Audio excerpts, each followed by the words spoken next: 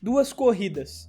Esse foi o tempo que o Lawson teve para mostrar serviço antes de ser substituído pelo Tsunoda. E quando a gente olha para o passado do Lawson, é até curioso porque o Liam também teve o seu tempo de Yuki Tsunoda. Ele teve uma carreira até sumida, a gente pode dizer, nas categorias de base, ficando em 5º lugar na Fórmula 3 e precisando de 2 temporadas na Fórmula 2 para conseguir terminar em 3º lugar. Depois ele acabou passando mais uma temporada na Super Fórmula japonesa, onde não foi campeão da categoria também. O que, quando você para olhar, não é exatamente o currículo de campeão, o currículo de alguém que costuma chegar na Fórmula 1, principalmente numa equipe como a Red Bull. Então, até por conta disso, a própria Red Bull estava preterindo ele na equipe principal, escolheram Nick De Vries por conta de uma boa corrida na Williams no lugar dele, e acabou sendo a bomba que foi, e depois deram muito tempo pro Ricciardo, mesmo quando ele não estava mostrando performance, ao invés de colocar o Lawson no segundo carro da Racing Bulls, o que já mostrava uma certa desconfiança que a Red Bull tinha em relação à própria performance do Lawson. Mas no final das contas ele acabou ganhando essa vaga, e em menos de uma temporada ele ganhou a oportunidade de subir para a Red Bull, e da mesma forma rápida que ele subiu para a equipe principal, ele foi cortado de lá de cima e vai voltar para a equipe B com essa chance agora indo pro Tsunoda. Mas será que então, diferente dos últimos 4 nomes que tentaram, o Tsunoda tá pronto para Red Bull? O primeiro ponto que a gente tem que olhar para entender isso é o passado do Tsunoda com os companheiros de equipe que ele teve na AlphaTauri Racing Bulls. O primeiro deles, obviamente, foi o Pierre Gasly lá em 2021, que ele enfrenta o Pierre Gasly num momento de alta, num momento que o Pierre estava querendo se vender, se mostrar para não ficar sem vaga na Fórmula 1. E eventualmente ele consegue se mostrar para a Alpine. Então, durante o tempo que eles ficaram juntos, de 2021 a 2022, o Pierre amassou, em geral, o Yuki. Foram 31 classificações contra só 10 do Tsunoda, e 21 vezes ele terminou na frente contra 8, considerando apenas corridas que os dois completaram. E a divisão de pontos dos dois pilotos durante esse período também foi de 133 contra 44. E aqui a gente tá falando ainda de um Tsunoda experiente, de um Tsunoda que estava se acostumando com a categoria. E no momento que ele pega a mão do carro, que acaba demorando um pouco, o primeiro ano do Tsunoda, inclusive para mim, foi decepcionante, baseado nas expectativas que se tinham quando subiram ele da Fórmula 2. Mas depois que ele começou a pegar o jeito do carro de 2022 para frente, ele virou completamente outro piloto. Contra o De Vries em 2023, o Tsunoda amassou o piloto holandês. Foram 8-2 em classificação e 7-2 em número de vezes que ele terminou na frente do companheiro de equipe. E a questão de pontos, apesar de ter sido um 2-0, eu até desconsidero um pouco aqui da nossa conversa por 2 motivos principais. Primeiro, porque o carro da AlphaTauri na época não estava tão bom, era um carro extremamente difícil de ser pilotado, e também o De Vries não teve corridas o suficiente para pontuar e mostrar algum serviço nesse fator. Mas de qualquer forma, o Tsunoda amassou ele também nesse quesito 2-0. Depois, quando enfrentou o Ricciardo em 2 stints diferentes, em 2 temporadas diferentes, sendo algumas corridas em 2023 e algumas em 2024, em 2 carros completamente diferentes um do outro. Então fica um pouco alterado quando a gente analisa só no gráfico, principalmente a questão dos pontos. Mas para mim, questão de classificação e terminar na frente, que para mim são ótimas métricas quando você tá falando de pilotos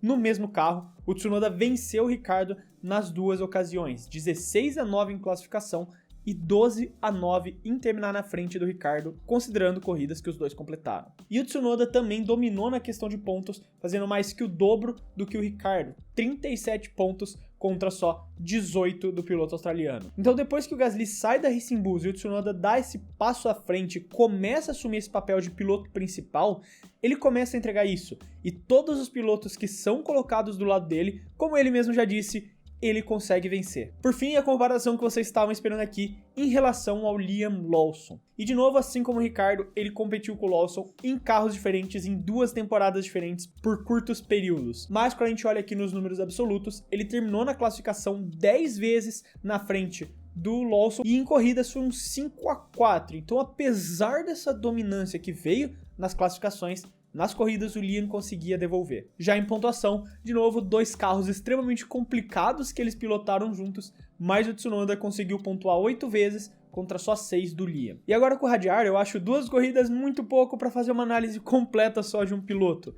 Mas os 3 pontos que o Tsunoda tem nessa temporada são bem mentirosos para falar a verdade. Quando a gente pega em classificações, mais uma vez o Tsunoda mostrou uma enorme qualidade que ele tem, principalmente na questão das voltas rápidas. Na classificação da Austrália ele conseguiu pegar um P5, na classificação sprint da China um P8 e na classificação principal um P9. Então quando a gente olha as classificações, isso mostra um pouco melhor a performance que o Tsunoda vem tendo na temporada do que só os 3 pontos que ele conseguiu, como no próprio GP da China, que ele teve vários problemas e foi lá pro fundo do grid por conta disso. Era pra ele ter tido uma corrida melhor, era pra ele ter terminado na zona de pontuação. Só que mesmo assim, quando você pega os gráficos que comparam o Tsunoda com o Lawson, você pode ver que o Lawson, mesmo em pouco tempo, mesmo em poucas corridas, conseguia se aproximar e em alguns quesitos, como terminar corridas e pontos, ele estava muito perto do Tsunoda.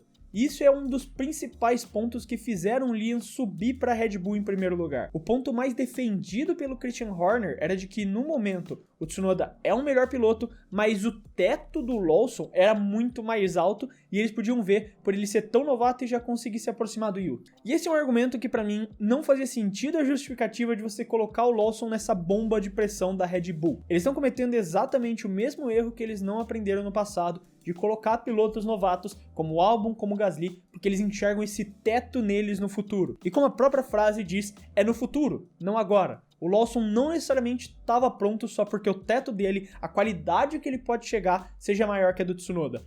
Hoje, o melhor piloto era o Yuki Tsunoda e era quem poderia ter aguentado essa pressão da Red Bull de melhor forma do que o Lawson aguentou. Então o melhor plano que eles poderiam ter feito, na minha opinião, era ter colocado o Tsunoda na Red Bull e deixado ele se provar lá. Se ele desse certo, vocês têm um piloto em mãos que pode entregar os resultados que vocês estão buscando há tanto tempo. Se ele não desse certo no final, você teria um Liam Lawson que teria mais uma temporada completa se adaptando na Racing Bulls e ainda estaria comparando ele com o Hadjar para ter uma métrica melhor ali, além de comparar ele só com o Yuki Tsunoda como foi feito até agora. Dito tudo isso então, o Tsunoda vai entregar no RB21?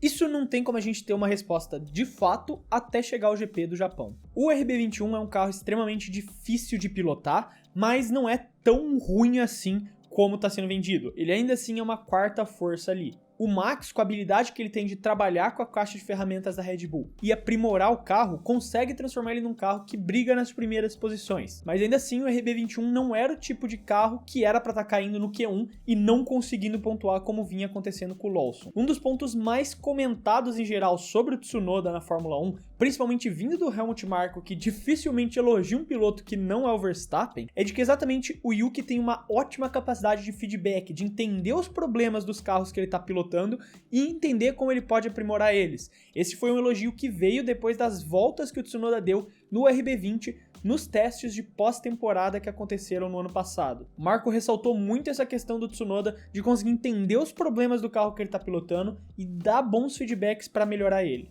E esse pode ser uma chave para ele conseguir dar certo no RB21, já que é um carro cheio de problemas e um carro muito difícil de pilotar no momento. Então se você tem um piloto que é capaz de entender os problemas e trabalhar com eles para melhorar para si, o Tsunoda pode ser aquele piloto que consiga terminar na zona de pontuação, que no momento é exatamente o que a Red Bull está procurando. O Yuki na Racing Bulls estava num limbo gigantesco, porque não tinha nenhuma certeza de que ele ia continuar na Fórmula 1, com as indiretas que o Horner já estava dando que ele não ia renovar o contrato dele na Racing Bulls, e a Honda anunciando publicamente que não ia mais ter como ajudar o Tsunoda nessa jornada na F1. Então essa oportunidade de pilotar o RB21 é a chance de ouro que ele tem de mostrar o seu valor e conseguir um contrato novo para 2026. Agora, se ele vai performar ou não, depende única e exclusivamente do próprio Yuki Tsunoda. Mas aí tá a minha opinião, se o Tsunoda vai ou não performar na Red Bull. Eu quero saber a sua opinião, não esquece de deixar ela aí nos comentários. Se você gostou do vídeo e quiser ajudar o Clube da F1, você pode fazer isso se inscrevendo no canal, que já ajuda muito a gente a poder continuar produzindo esses vídeos aqui pra vocês. Eu quero deixar um abraço pra você que ficou até aqui